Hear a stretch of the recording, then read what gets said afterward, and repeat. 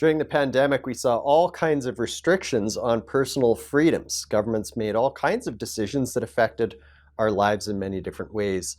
And so, which ones were reasonable? Which ones sort of crossed that line between being unreasonable?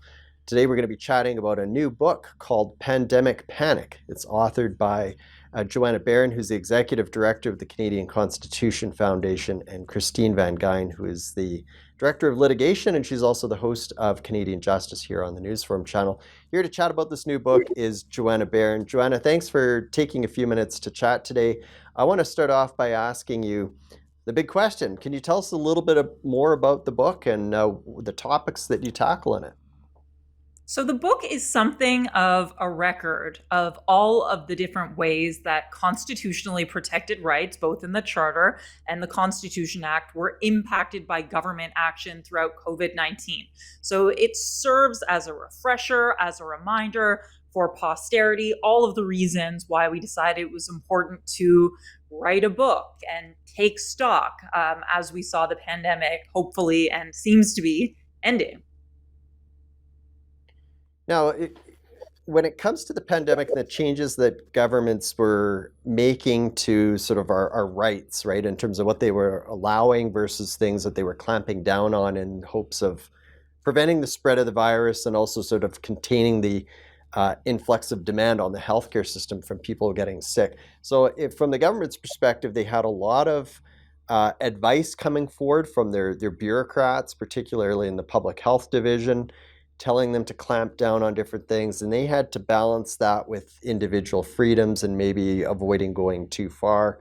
How did you sort of assess during the pandemic what were some of the reasonable restrictions that governments came forward with versus ways where they were maybe a little bit more unreasonable?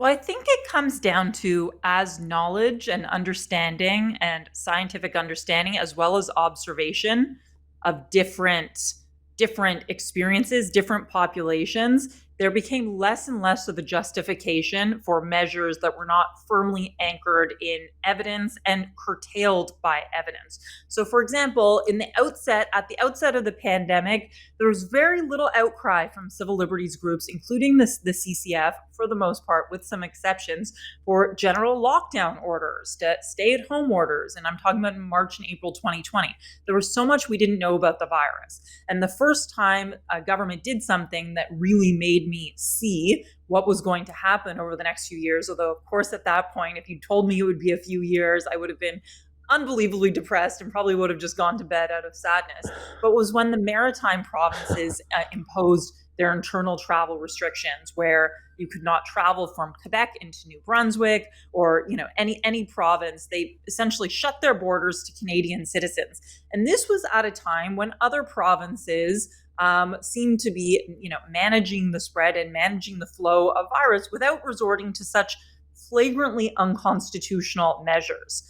It was not anchored in evidence. It was not anchored in science. And we talk about in the book the case of Kim Taylor, who was a woman living in Nova Scotia, whose mother lived in Newfoundland and passed away in April of 2020.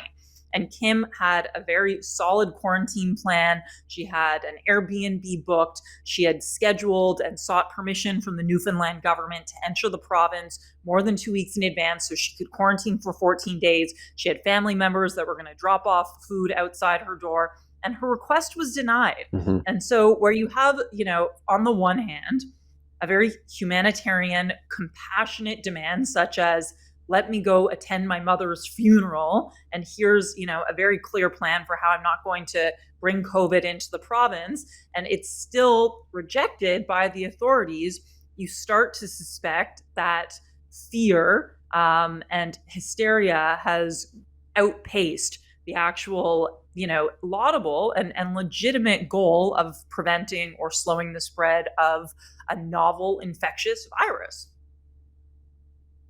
And was that part of the problem, was that too often there were these blanket restrictions without enough flexibility to incorporate common sense?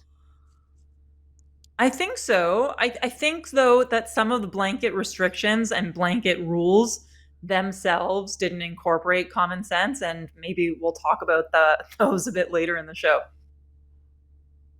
Yeah, we're certainly got a lot to unpack here. We're chatting with Joanna Baron about the restrictions during COVID and the new book that she's co authored, Pandemic Panic. We'll be back with more in just a second.